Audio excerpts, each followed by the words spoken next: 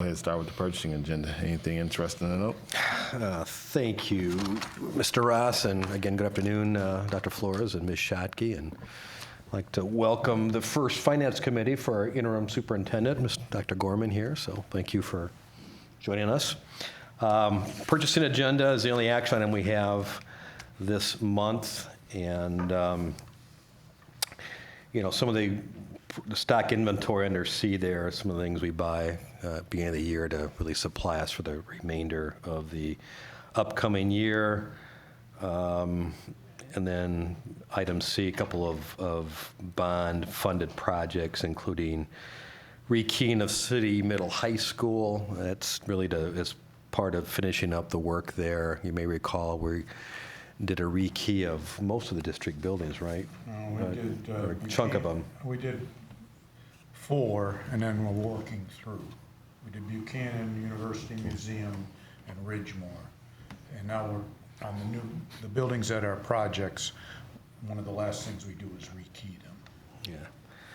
And then some additional some abatement work at Ottawa Hills for asbestos, right? Correct. Yeah. So happy to answer any questions you may have on purchasing agenda. I don't have any, Dr. Flores, Ms. Schottky? No. No.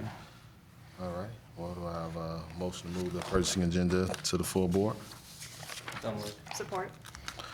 All righty. Well, all in favor? Aye. Any opposed? There being none. All right. Thank you. I guess next, just reports, updates. Reports and financial report. updates, yeah. Just to remind the board, the Finance Committee members that the typical June financial statements, we hold off until June being our last month of our fiscal year. So we actually bring the audited numbers to you later on at a subsequent board meeting. What is in there in terms of financials is simply a cash receipts and disbursement one-page item there in your packet. The other financial information we hold until after the year-end audit, so we can give you final financial statements, if you will. And then Ken, some comments on warm, safe, and dry or bond construction updates? No updates on warm, safe, and dry. Bond, there's a lot going on. City is wrapping up. We just have punch lists left to do there. I believe John is scheduling some kind of ceremony for that, but I haven't heard a date. Ottawa is well underway. We do expect the gym to be complete around the 1st of November for the start of winter sports. The gym and locker room don't have a completion date yet on South House, but then we will have to schedule a switch and relocate the North House into the South. So it's not as simple as just, we're done, let's move. But it's moving along. Southwest High School, if you drive down 131, you can see it. The steel is up. You can see the precast going up around the gymnasium, and then the steel above that for the media center. It's going to be very visible from the freeway. It's moving along quite well. And that's a nice job because it's not a remodel, it's a new site. So it's moving fairly fast right now.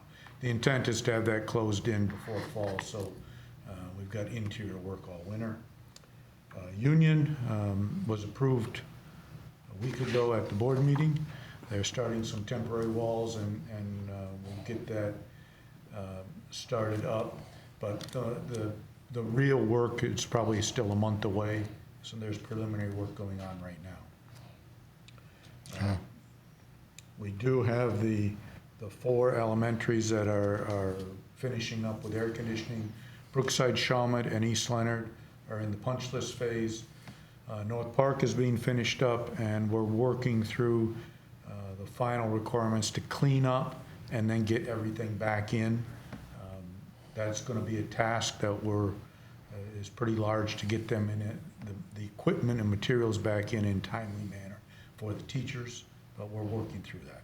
And we've already determined we're going to take whatever operations crew we need to be there to do that. And then we've also started, that was approved last Monday, is another group of building security, Palmer, Riverside, Brookside, and Aberdeen. Those, we probably won't see any activity for about a month. They have to order the doors and frames. And we don't want them to start before they have the systems to put in. And then there's two that we're going to do on our own with our own forces, Coit and Frost Elementary. So we've got a fair amount on our plate right now, but we're doing our best to keep it from impacting our students and staff. And then if you walked in here, there's a bit of a mess here. We're doing some security walls in HR, the security office, and payroll. Yeah. All right, there's a lot going on. Dr. Flores, go ahead. I get excited by the construction, and I'm reminded every day as I drive in my neighborhood on the southwest side with the Southwest Community Campus Project. The wonder I have, and it continues to come back to me in requests for information internally, and I don't know whether that has been delivered or not, maybe in my absence, but I haven't seen evidence of that. And that is, the wonder is how many of the companies that we're using are Grand Rapids based, and you know, I know we talked a little bit, or at least I suggested that we, in the past, that we look at a Grand Rapids first kind of a policy applying to some of our contractors.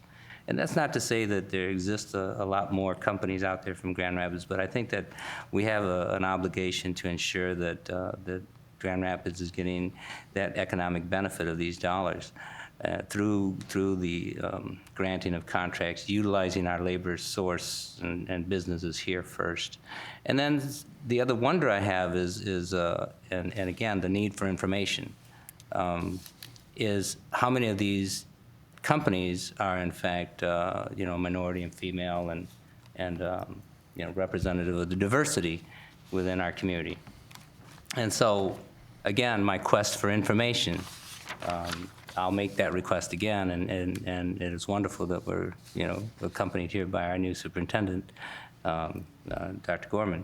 And so I would hope that that would become a question that we could ask, and answers would be forthcoming by way of information, because it is information that enables us to make decisions and to set priorities.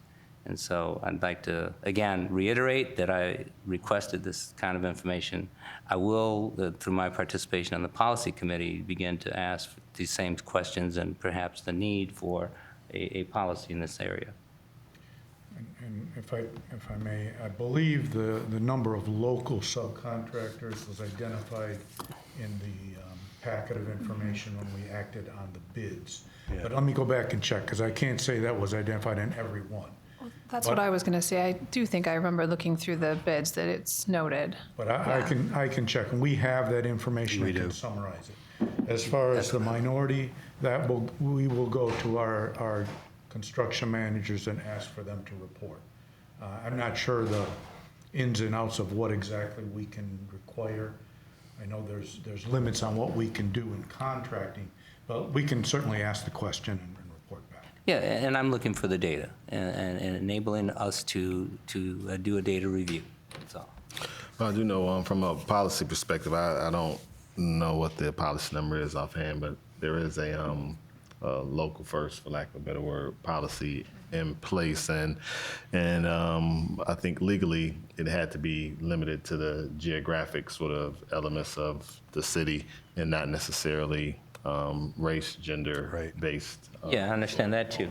So I guess to Mr. Kleinparent's point, we can get some information from our general contractors as far as, you know, who they may be subbing with, but I don't think we can put any legal expectation in regards to race or gender, but we can, per our policy, in regards to geographic locations. And that is one of the policies we do already have. So you maybe read through that to see if you think there are any holes in it, to see if you think it's robust enough, or whatever the case may be.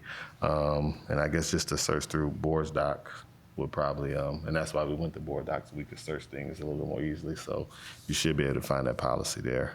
And again, bring it to a policy committee if you think it needs some revisions for sure. Certainly. Yeah, Policy 3670. there you go, 36. Thank you. Thank you, Ms. Efficiency. You're welcome. Yeah. But no, you raise good points though, for sure. Yeah, there's no question there. Anything else in regards to bond construction updates or the financial report? Any Questions from either of you? Statements? Thank you. Anything else you want to offer? Just there? again, as you're aware, even though there's nothing in the policy, that there's still no state budget, and at one time, we thought maybe end of July, but that does not look promising at this point. I think I can't recall if John had sent you, as board members, an email, but, some of the discussion now, if you haven't heard, is trying to tie bonding of the pension liability with roads and the school aid fund. As you're aware, I've said before, about $1 billion comes out of the school aid fund to fund the unfunded liability of the pension plan, and there's some talk now. And there was talk 3 or 4 years ago of doing that, of bonding for the liability, which would relieve money coming out of the school aid fund, which would then free up dollars for road construction without having to raise a gas tax or any other kind of tax. And we're patently against tying the pension plan issue with road construction. It makes no sense. So, but that's discussions happening in Lansing, so we'll stay tuned. In the meantime, we just keep moving on. As we know, we're now in our new fiscal year, the 1920 fiscal year, and we keep moving forward and just hoping that when the budget is settled, it's numbers that we can live with. So anyways, that's where things stand. Well, I guess if there is no other business or other questions or comments, I guess this meeting is adjourned. Right. Thank you.